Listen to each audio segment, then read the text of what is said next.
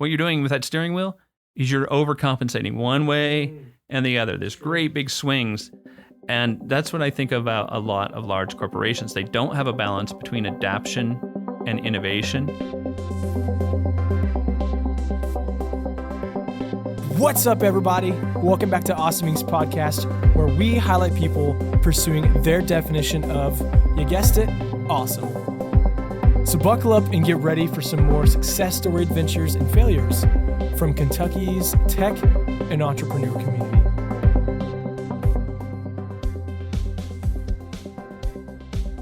Awesome, guys. Thanks for checking out this podcast. For those of you who are tuning in and you missed episode 1, you got to stop. You got to go back, listen, so you can get caught up to speed, because we have Elon Musk, Ben Atkinson here with us, and he is just blowing our minds. So quick recap, we talked about innovation as a system. Now we're moving towards the S-curve and the work that Ben and his team at Toyota are doing to be very innovative. One quick thing, we talked about, Liz, sweet Liz, mentioned everyone had a beat up Camry growing up. One of my best friends had a Camry that his dad broke off the door handle, and it wasn't paper clips, but he used some metal twine that was maybe 2 inches long to be his car door opener. And it was the ultimate sign of you are a poor, late high school, early college student, that you're not going to fix your issue. And at Toyota, we would call that a Kaizen. Yeah, Kaizen. So if you're... No doors, so you use... It was so bad, especially when it was dark or raining. Fishing wire. Yeah, that's what it was. Okay, enough of my rant. Liz, why don't you take it from here? Toyota's insulted by this podcast already. Toyota, so we're sorry. really sorry. So, Ben, we kind of ended talking about the strength of a large company, which is that incremental improvement and becoming the best at what they do. How does this affect their ability to innovate now? Great question, Liz. If we think back to that S-curve, every system has one. It starts out slow, it ramps up as you get really good with your continuous improvements, and then it hits this fundamental limit. Big corporations are big because they build effective systems at scale, and they are able to standardize, and they're able to move at speed and high quality. Building these kind of systems can become a hurdle to innovation, because the mindsets and the thinking ways that built these scalable systems are not necessarily the mindsets we need to leap to another system. And I have to be careful here, because the people who work on the S-curve, who work at the beginning of the system, that have to make it work, I call those the attainers. They've been given a system, they've been given some equipment, and now they've got to make a car with it. We actually call those guys our SABE technicians. SABE. I call them the attainers. So they make the equipment work to make the cars. Then we also have the maintainers. These are the maintenance teams that keep this system working. And then the sustainers, which is everyone's job at Toyota. These are the folks who are incrementally improving on the current system, doing our Kaizens. So these people have a particular problem-solving style, which I'll go into some more detail later.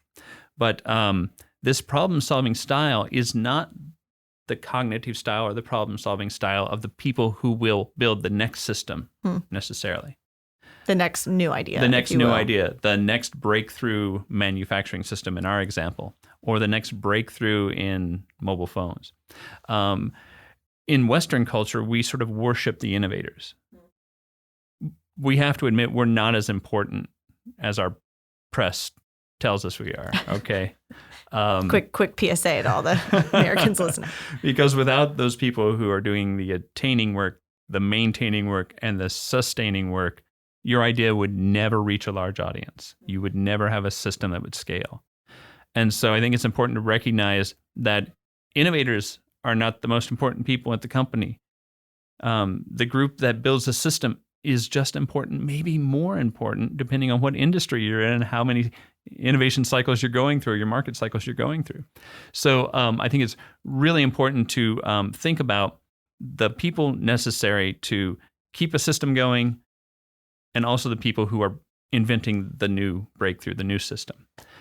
There is actually a really effective method for measuring people's problem-solving styles, and it was developed by a Dr. Michael Curtin, Kirton, and it's called the Curtin Adapter Innovator Inventory. And it's a real simple cognitive assessment. It does not measure intelligence. It measures problem-solving preferences, your style for problem-solving. And I think it's like 33 questions on a 5-point scale, and you have a facilitator take you through this, and you can find out where on this spectrum you lie. The spectrum ranges from adaptation as your preferred problem-solving style or innovation as your preferred problem-solving style. This is so overlooked in innovation management in organizations large and small, and it's so important to know understand the cognitive diversity of your team. Because if you don't understand the cognitive diversity of your team, you can't bring the right people together at the right time for your organization's needs. So the people on the end of adaptation prefer to work on the existing system and make small improvements to it over time. If you've got a problem that needs to be solved, they want to take the current system and improve it so it meets those needs. On the other end, the innovation side, these folks, when presented with a problem, want to build a different system to solve that problem. And they're fine thinking in analogy and metaphor and coming up with stuff that hasn't been seen before. The Curtin Adaptation Innovation Inventory is non-pejorative. That means adaptation's not better than innovation. Both sounds like the Enneagram, but make it innovators. Yes, very, very, very similar. There's no right on this 7, spectrum. And you are right to be a 7. I'm a 2. 7. My man, yeah, we're dominant, I knew it. So the value in understanding your team and where they fall in their problem-solving styles can help you better solve your problems, whether it's improving the current system or when you need the breakthrough, bringing the right people together to do that. Now, as you can guess, on the adaptation innovation scale, I'm a pathological innovator. Which basically means if you leave me alone with a bag of money, I'll either come up with the greatest idea or I'll bankrupt your organization. There will be no money. So, yeah. So, however, I can do the work of adaptation. It just costs me a lot psychically. Same thing with people who are naturally on the adaptation end. They can do the work of innovation. It costs them. It's emotionally draining. It can be uncomfortable for them. So it's not that you want to just say only adapters show up to keep the system running. You want to mix, but you have to be sensitive to your team's needs and understand if you're going to ask someone to stretch or work in a role they're not naturally comfortable in, they're going to have to bring some coping mechanisms with that, which can also be taught to teams as well. So long story short, I think our leadership needs to take the time to understand the cognitive diversity of our organizations so you know who to bring to your system at what time and when it's necessary to be more adaptive and necessary to be more innovative. I like that you said they're both good. It feels, I mean, truly similar to the Enneagram. All of them are right. But it also, I like what you said earlier about, especially in Western culture, we celebrate entrepreneurs. We're obsessed with their stories, but really after the first couple of years, we don't read those books. This is on my mind recently because I've been watching The Last Dance on Netflix. But I think we're obsessed with the Michael Jordans, and we don't talk as much about the Scottie Pippins, who was also excellent in his own right.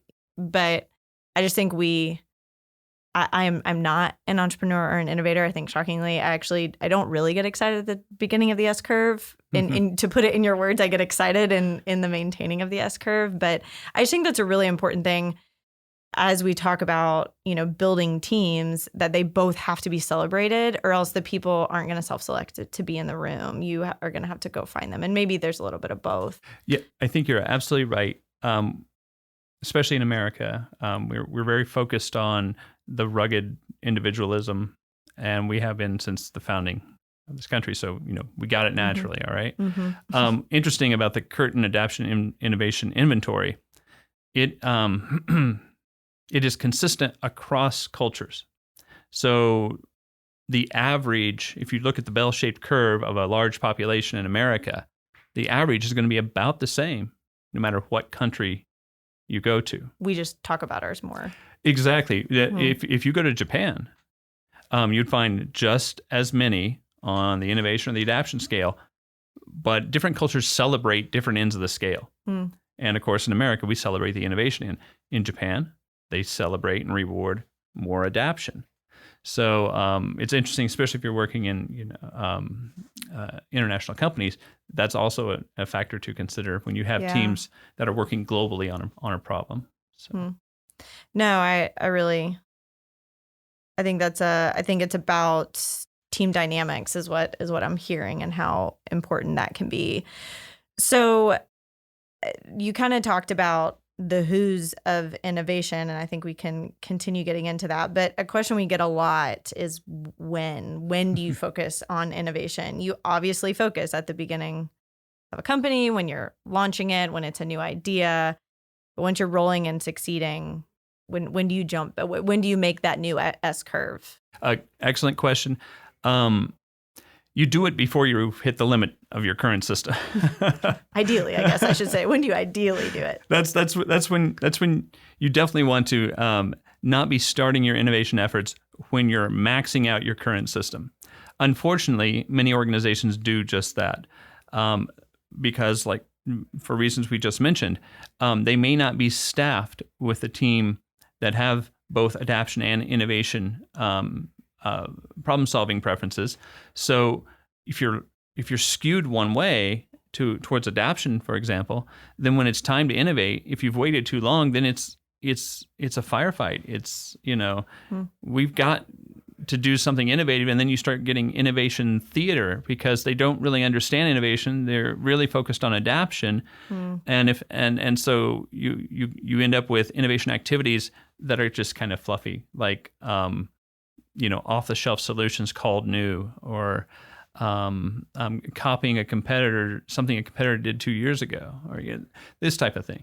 So while you should be looking for your next system, that breakthrough to your next system, long before the upper limit of your current system, you really have to start using some of the strategic problem exploration tools to anticipate what your customers need over the horizon or around the corner.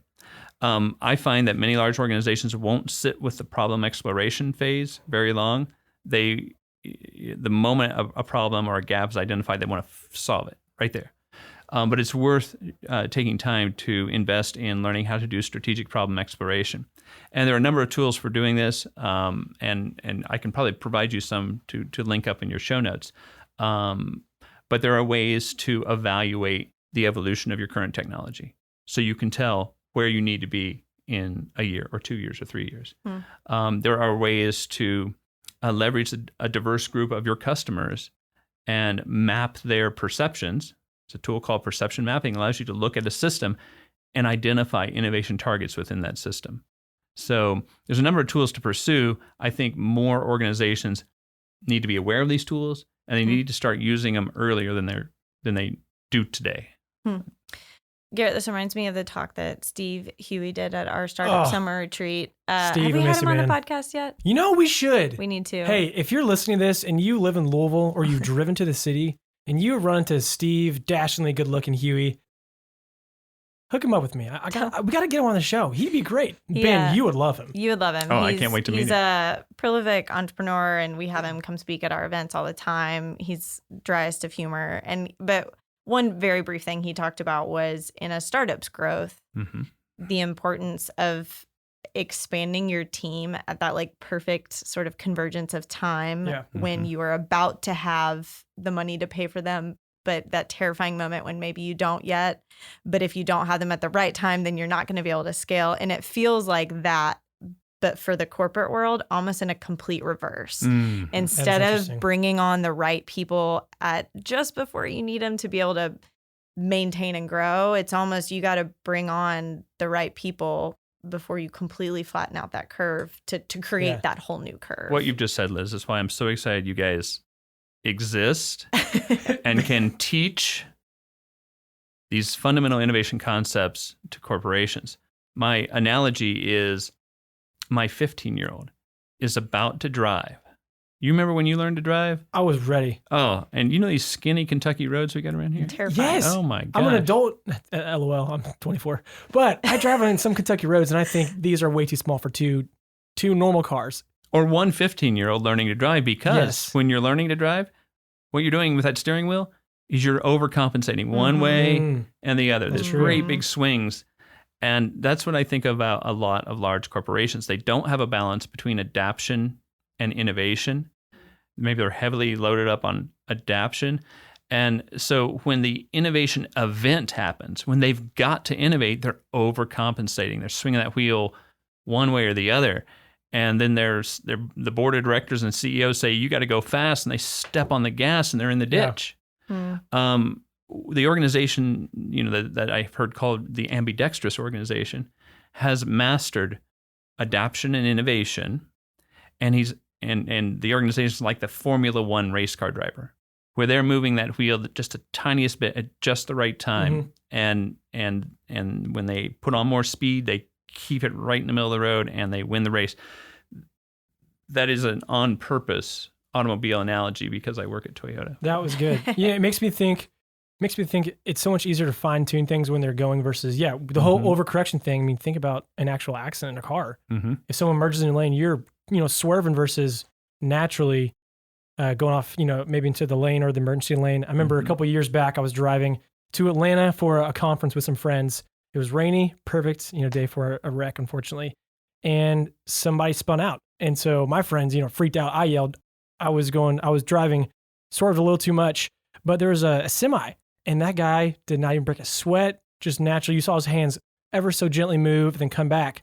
But again, all that experience, he knew to fine tune versus overcorrect. Absolutely. That's a great point, even applying to businesses. Difference between an amateur and a professional right there in that big truck. Wow. I just need the audience to know that story was unplanned, but that you just made the perfect analogy. That truck is a big company. It's a big versus little. Oh, yeah. That really hit home. Wow. Well, if you didn't see, actually, I have all my show notes on the floor. Actually, there's nothing there, so you looked twice.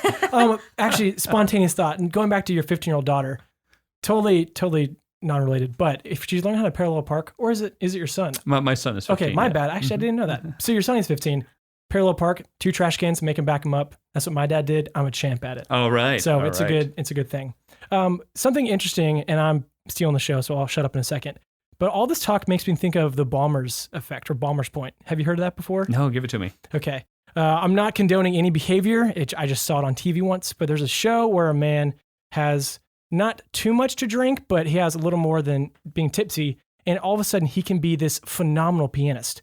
But when he's sober, can't play a lick. And when he has too much, he passes out. So it's this point where you're like firing on all cylinders.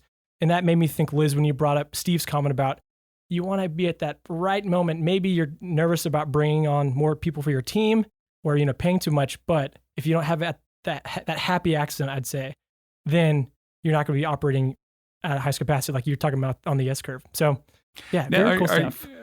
We might want to riff on this a little more because I have had some really good brainstorming sessions and that was in the presence of bourbon. So I understand that. You're in the right state. Some of my best music playing has been after a glass of bourbon or two. A glass. Garrett, I feel like that's a good wrap up for the second episode here. I feel like bourbon is always a good sign that we've reached the end of the analogies. And then I think a great thing, Ben, that I would love to hear about in the next episode is sort of how do we make that happy accident maybe an intentional accident. Excellent. That was so good. Thanks. Liz, you're a natural. Man. Well, that's it, guys. Thank you so much for checking out this episode of Awesomings Podcast. And another quick thank you to Lee Rosevere and a few members from our community who provide the music that you hear in this show. Lastly, give us a follow on Instagram, Facebook, all that jazz. Or even better, come on down to our space. Come be a part of our community and get plugged in. And let's start something awesome together. You guys rock. We'll see you next time.